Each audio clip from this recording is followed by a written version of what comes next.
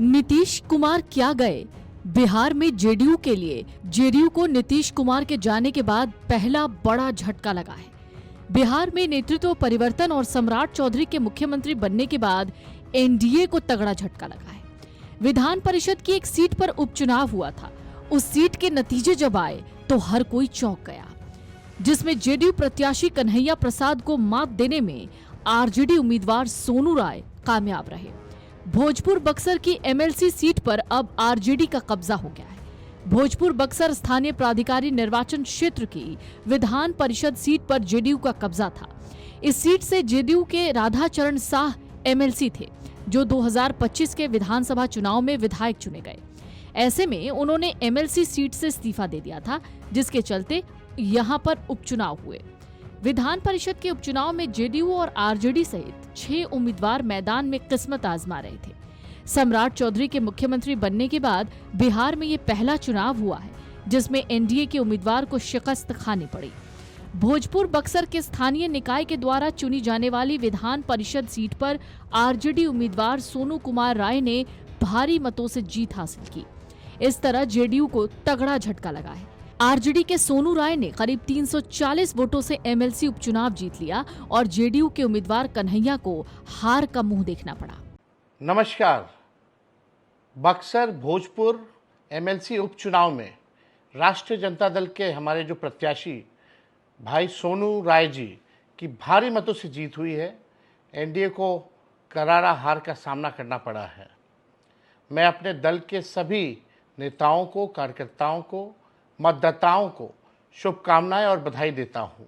इस एमएलसी चुनाव यानी उपचुनाव में मतदाताओं यानी मुखिया, वार्ड सदस्य, बीडीसी ये सब थे जिन्होंने सत्ताधारी जेडीयू के प्रत्याशी कन्हैया साह के बजाय विपक्षी आरजेडी के सोनू राय के पक्ष में खड़े होकर वोट किया। मुख्य मुकाबला आरजेडी और जेडीयू के बीच ही था, जिसमें विपक्षी खेमे ने बाजी मार ली। भोजपुर और बक्सर का इलाका राजनीतिक रूप से बहुत एक्टिव है। एनडीए जो फिलहाल बिहार में सत्ता में है, बीजेपी के सम्राट चौधरी के सीएम बनने के बाद पहला चुनाव हुआ। 2025 के विधानसभा चुनाव हारने के बाद आरजेडी के लिए एमएलसी का उपचुनाव जीतना किसी संजीवनी की तरह है। जेडीयू का हारना एनडीए के लिए एक बड़ा मनोवैज्ञानिक झटका है। विधान परिषद में आरजेडी अपनी संख्या बढ़ा रही है, जिससे सदन में विपक्ष की आवाज और मजबूत होगी। ये जीत इतनी आसान नहीं थी। इसके पीछे तेजस्वी यादव की साइलेंट प्लानिंग और जेडीयू के भीतर की भीतरघात की एक लंबी कहानी है। आरजेडी ने जमीन पर बखूबी तरीके से इसे उतारा और कामयाब रही। आरजेडी की एमएलसी के उपचुनाव में मिली जीत की सबसे बड़ी इनसाइड स्टोरी ये है कि तेजस्वी यादव ने इस बार केवल मुस्लिम यादव समीकरण के भरोसे रहने के बजाय सवर्ण और पिछड़ा गठजोड़ पर काम किया। सोनू कुमार राय की उम्मीदवारी ने स्थानीय स्तर पर जातिगत दीवारें तोड़ी। सोनू राय भूमियार समाज से आते हैं। तेजस्वी ने संदेश दिया, आरजेडी अब केवल एक खास वर्ग की पार्टी नहीं बल्कि सबको साथ लेकर चलने वाली पार्टी है। आरजेडी ने इस चुनाव में तेजस्वी यादव के नेतृत्व में युवाओं और स्थानीय जनप्रतिनिधियों को साधने की रणनीति अपनाई थी। आरजेडी ने इस बार पंचायत प्रतिनिधियों के मानदेय और उनके अधिकारों के मुद्दे को प्रमुखता से उठाया। महागठबंधन के घटक दलों ने एकजुट किया तो आरजेडी उम्मीदवार सोनू राय के जीत का ये आधार बनी। इस जीत के बाद आरजेडी खेमे में जश्न का माहौल है। आप सब लोग जानते हैं कि ये चुनाव जो है बैलेट पे चुनाव हुआ है, और अगर बैलेट पे चुनाव होगा तो बीजेपी जो है कहीं टिकने वाली नहीं है, एनडीए कहीं भी टिकने वाला नहीं है।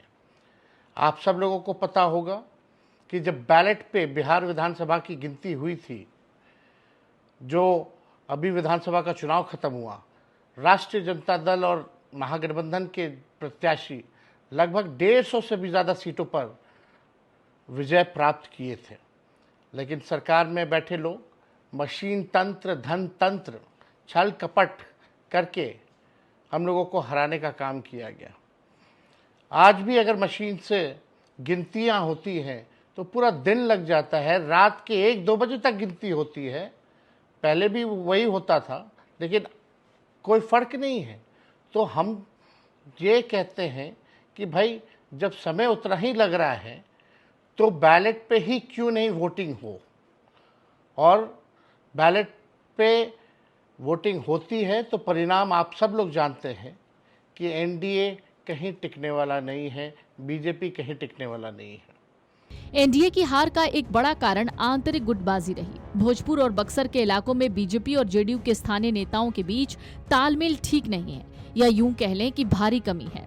नीतीश कुमार के मुख्यमंत्री पद से हटने का भी साइड इफेक्ट दिखा, जिसका सीधा लाभ आरजेडी को मिला। एनडीए के कुछ धड़ों ने जेडीयू उम्मीदवार को दिल से स्वीकार नहीं किया। जेडीयू के रणनीतिकार ये मानकर चल रहे थे कि सत्ता में काबिज होने के नाते जीत सुनिश्चित है, जबकि आरजेडी के कार्यकर्ता घर घर जाकर वोट मांग रहे थे। इसके अलावा सोनू राय ने जिस तरह से मशक्कत की, उसका नतीजा रहा कि आरजेडी जीतने में कामयाब रही। तेजस्वी यादव ने खुद कमान संभाल रखी थी। उन्होंने पर्दे के पीछे से उन पंचायत प्रतिनिधियों से सीधा संवाद किया जो पिछले विधानसभा चुनाव में एनडीए के साथ थे। राजनीतिक विश्लेषक कहते हैं, भोजपुर बक्सर की ये जीत महज एक सीट की जीत नहीं, ये संकेत है शाहाबाद इलाके में आरजेडी की पकड़ फिर से मजबूत हो रही है। ये नीतीश कुमार के लिए चेतावनी है कि उनके कोर वोटर अब ऑप्शंस की तलाश कर रहे हैं। बीजेपी और जेडीयू के बीच निचले स्तर पर समन्वय की जो खाई है, वो एनडीए के लिए आगे की राह मुश्किल कर सकती है। भोजपुर बक्सर की ये जीत आरजेडी के लिए केवल एक एमएलसी सीट की जीत नहीं, बल्कि ये नीतीश कुमार के सुशासन और एनडीए के डबल इंजन दावों के खिलाफ जनता के असंतोष का भी संकेत है। बक्सर के, भोजपुर के मतदाताओं को, पार्टी के कार्यकर्ताओं को, हमारे गठबंधन के नेताओं को मैं दिल से धन्यवाद देना चाहता हूँ। बहुत बहुत धन्यवाद। दरअसल इस उपचुनाव में 97.96% मतदान हुआ। भोजपुर जिले के 14 मतदान केंद्रों पर यह मतदान हुआ था। यहाँ पुरुष मतदाताओं का प्रतिशत महिला मतदाताओं से ज्यादा रहा, जिसका नतीजा रिजल्ट में सामने आया। Video desk amarujala.com। अगर आप ये वीडियो YouTube पर देख रहे हैं तो हमारे चैनल को सब्सक्राइब कर बेल आइकन दबाएं, और Facebook पर देख रहे हैं तो हमारे पेज को लाइक करें।